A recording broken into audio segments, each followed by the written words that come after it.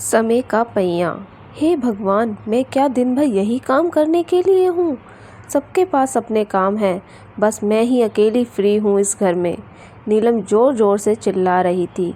उसकी आवाज़ सुनकर उसका पति रोहन कमरे के बाहर आया। क्या हो गया? तुम ऐसे क्यों चिल्ला रही हो? संभालो अपनी माँ को। फिर से सारा सामान बिखेर दिया। जब कोई काम होता ही नहीं है तो करती ही क्यों है? नीलम, क्या कह रही हो तुम? माँ बूढ़ी हो गई है, उनसे अब इतना काम नहीं होता है।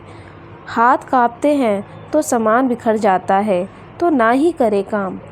हमने कब कहा काम करने के लिए? खामखा मेरा काम तो बढ़ जाता है ना। ठीक है, तुम चुप हो जाओ, मैं माँ को समझाता हूँ। क्या समझाते हो? तुम बस शांति बनाए रखो, नहीं तो बीमार पड़ जाओगी। बाकी मैं देखता हूँ, कहकर रोहन माँ के कमरे में चला गया। देखा तो माँ कमरे की खिड़की के पास बैठी हुई खिड़की में से बाहर झांक रही थी और खुश हो रही थी। कभी ताली बजाती तो कभी उदास हो जाती। रोहन ने खिड़की के पास जाकर देखा तो कुछ बच्चे बाहर खेल रहे थे। माँ शायद उन्हीं को देख देख कर खुश हो रही थी। रोहन ने माँ के सिर पर हाथ फेरा तो माँ ने उसका हाथ पकड़ लिया और अपने पास ही बिठा लिया। 10 मिनट तक दोनों माँ बेटे बस ऐसे ही बैठे रहे। फिर रोहन ने पूछा, माँ खाना खाया? माँ रोहन की तरफ एकटक देखने लगी। शायद उनकी आंखों में ये सवाल था कि बेटा, तूने आज तक तो पूछा नहीं, भला आज कैसे? रोहन माँ के इस सवाल को समझ चुका था। रोहन ने माँ को खाना खिलाया और उनके साथ समय बिताया और उन्हें नींद आने लगी। कमरे से जैसे रोहन बाहर निकला, नीलम ने पूछा, माँ सो गई क्या? बस अभी लिटा कर आया हूँ, सो जाएगी। पता है, वह मुझे पहचान नहीं पा रही है, पर फिर भी आज माँ के चेहरे पर सुकून था। क्यों नहीं होगा? एक माँ तो अपने बच्चे के इर्द गिर्द ही अपनी पूरी दुनिया बसा लेती है। जब वह दुनिया उसे छोड़कर जाती है ना, तो ऐसा लगता है कि सब कुछ छूट गया है, बस जान निकलने बाकी रहती है। और जब वह दुनिया उसके पास लौट कर आती है तो उसके मृत प्राय शरीर के अंदर जैसे किसी ने जान फूंक दी हो, वह वापस जिंदा हो जाती है। कहते कहते नीलम की आंखों में आंसू आ गए। तुम आकाश को याद कर रही हो? माँ हूँ। अब जाकर एहसास हुआ कि मैंने अपनी सास से क्या क्या छीना था।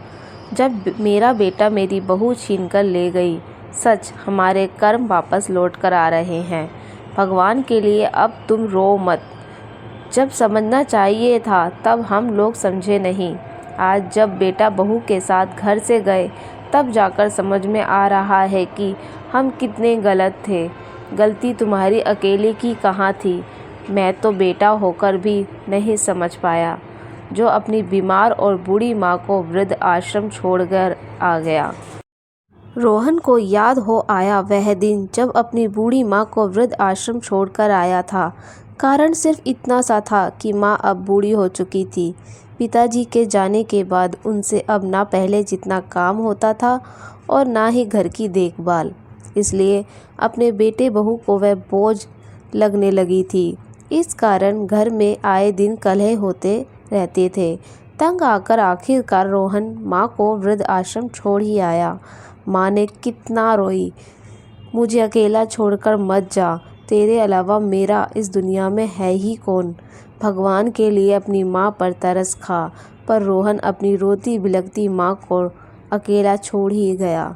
बस ये सदमा माँ के दिल पर बैठ गया था। अब वृद्धाश्रम से फ़ोन आते थे, आपकी माँ की तबीयत ठीक नहीं है, आपसे मिलना चाहती है। पर रोहन और नीलम कोई ना कोई बहाना बनाकर टाल देते थे। एक दो बार वृद्ध आश्रम वालों ने फ़ोन किया कि आपकी माँ की मानसिक स्थिति ठीक नहीं है, लेकिन रोहन और नीलम ने मिलने की भी जहमत ना उठाई। तो आखिरकार उन लोगों ने फ़ोन करना बंद कर दिया और इधर रोहन और नीलम ने तो माँ का अस्तित्व ही भुला दिया। लेकिन समय का पहिया तो चलता ही रहता है। आज आप जवान हैं तो कल आप बूढ़े भी होंगे। आखिर इतने सालों बाद खुद की बेटे बहू ने सिर्फ इसलिए अपनी अलग दुनिया बसा ली कि हमसे बूढ़े लोगों की सेवा नहीं होती। तब जाकर एहसास हुआ कि उन्होंने माँ के साथ कितना गलत किया था। जब दिल नहीं माना तो आखिर एक दिन माँ को ढूंढते हुए वृद्ध आश्रम पहुँच ही गए। जाकर देखा तो माँ अब सिर्फ हड्डियों का पंजर रह गई थी। ना कोई होश था और ना ही कोई जिंदा रहने की ललक।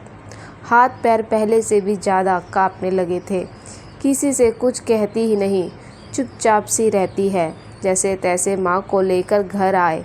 माँ को लाए हुए भी 1 महीने से ऊपर हो चुका था, पर अब भी वह मोहन को पहचानती ना थी। बस एक चीज़ थी, माँ सबसे ज़्यादा खुश होती थी जब आसपास के छोटे बच्चों को खेलते हुए देखती थी। अचानक गिलास गिरने की आवाज़ से रोहन की निंद्रा टूटी। नीलम और रोहन दोनों उठकर माँ के कमरे में गए। देखा तो गिलास गिरा पड़ा है और पानी फैला हुआ है। माँ एक कपड़ा लेकर पानी साफ करने की कोशिश कर रही थी। रहने दो माँ, हम साफ कर लेंगे। नहीं, मेरा मोहन खेलते हुए फिसल जाएगा, बहुत मस्ती करता है। माँ बराबर बड़बड़ाई जा रही थी। देखकर रोहन की आंखों में आंसू आ गए। नीलम की भी निगाहें नीचे हो गई। माँ सब कुछ भूल चुकी थी, बस नहीं भूली थी तो यह कि वह माँ है। माँ होने का एहसास अभी तक जिंदा है। सच है, माँ बूढ़ी होती है, पर माँ होने का एहसास कभी बूढ़ा नहीं होता। आशा करती हूँ ये कहानी आप लोगों को बहुत अच्छी लगी होगी। तो ऐसी ही और कहानी जानने के लिए मेरे इस चैनल को लाइक और सब्सक्राइब करना बिल्कुल ना भूलिएगा और इस कहानी को शेयर ज़रूर कीजिएगा। धन्यवाद।